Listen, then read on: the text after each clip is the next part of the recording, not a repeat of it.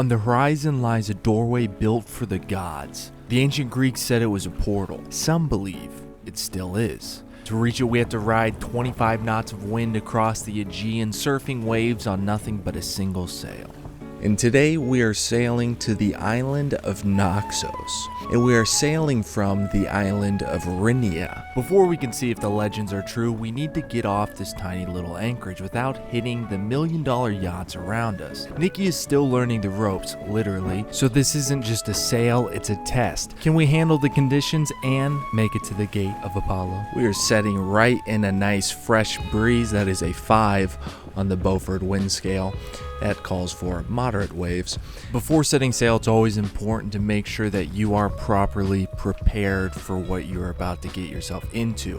And part of being prepared is redundancy. So first, we're going to set up these ropes so that we are ready to set the sail when we need to. The other thing that we need to do, of course, is to start heating up and warming up the engine so that we can maneuver like that. So then we have the engine for maneuverability as well as the sails when we need them. Raising the anchor in this amount of wind is a little bit more difficult than normal. Nikki's got to make sure that the anchor doesn't get jammed up in the windlass, and with a bit of a stiff wind like this, I got to make sure that the bow stays pointed directly into the wind so we don't get blown off.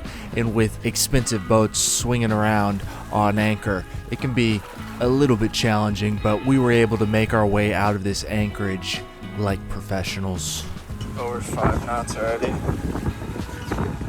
Once we've got the wind at about 7 or 8 o'clock, we deploy the Genoa, and today we are sailing on just the head sail. We're doing that for a few reasons. One, it is very windy today, so it should provide with plenty of canvas to keep us at a good speed. And because Nikki is still learning, this is a good way for her to learn the ropes in heavier wind. Instead of having a bunch of canvas up and a bunch of things to worry about, with just a single sail, we can keep up a good speed and it doesn't feel too overwhelming for a novice. And because both the wind and the island are behind us, as we're sailing away from this island, we are blessed with flat seas, but then the further we get away from it, the seas slowly start to build. And so we relax into our sail to the largest island in the Cyclades. And you know what the largest organ in your body is? It's your skin. And lucky for you, I've developed Captain Salve, so upgrade your skin and check out the link in the description below. Now that we're getting a little bit further away from the island, the waves are starting to pick up. So it's a good time to switch off the autopilot and do some hand steering. Hand steering is a skill that is necessary for every sailor to have. Of course, in today's day and age, we do have autopilot, but not only does autopilot fail sometimes, if you can't steer, you don't actually know what you're doing as a sailor. Wind and waves like this are a great time to practice hand steering because you've got multiple forces acting on the boat. You've got the waves coming up behind you that are pushing the rudder around, and then of course you've got the strong wind carrying you downwind. It's weather like this that helps you get more in tune with the boat because you have to feel how the elements are acting on the boat and react accordingly. It's not something that you can just tell somebody how to do. You need to actually feel it. You feel it in your hands on the wheel, you feel it in your feet through the vibrations of the boat, and you feel it in your whole body with the way the boat is moving. And so it was time to put Nikki on the helm to have her start learning. What's the worst thing that can happen? The camera never really captures how big the waves are, but we've got about 4 to 5 foot waves, which when you're a beginner can be really scary and definitely overwhelming. So this is a really good test for Nikki to push her outside of her comfort zone. Steady as she goes now. And it reminded me of back whenever I was with Captain Jeremy learning how to sail at Reef Runner Sailing in Panama City, Florida. Before I bought this boat, this was the only sailing experience I really had. It was a 5-day course, and Captain Jeremy, he took us out into the Gulf of Mexico. Well, the Gulf of America. It was Gulf of Mexico at the time, and we had between 3 and 4 foot waves that gave me a lot of confidence because at the time 4 foot waves were absolutely massive, but once you've been in even small to moderate waves, it gives you a boost in confidence in your sailing ability like nothing else will. You got it. No, I don't! There you do. Steady as she goes now.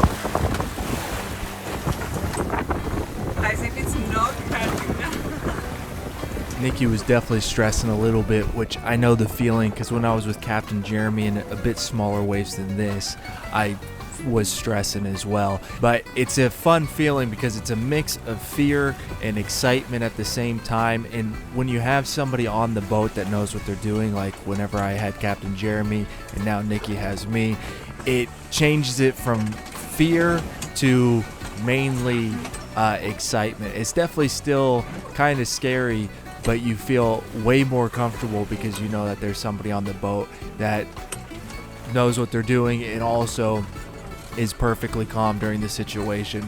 So you kind of look to them and it cools you down a bit. But if Nikki can successfully man the helm through this type of weather, then she can pretty much man the helm in any type of weather, because after this, it's just a matter of scale. There are plenty of fair weather sailors out there that don't like sailing in more than 20 knots of wind, and we've got 25 knots of wind here.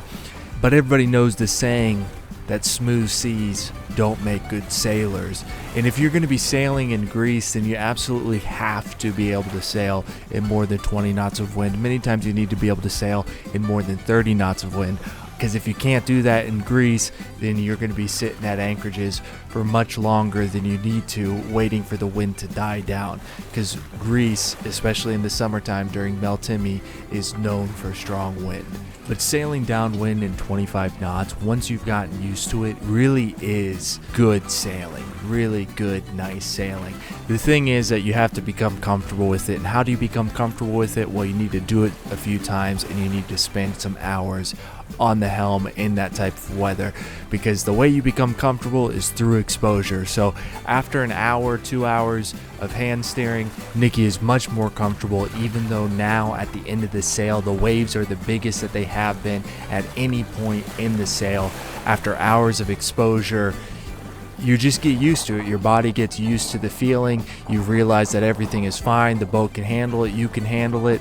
And everything is going well. So now we need to come into the port, but we're not out of the woods yet because we need to make sure that the anchor holds correctly.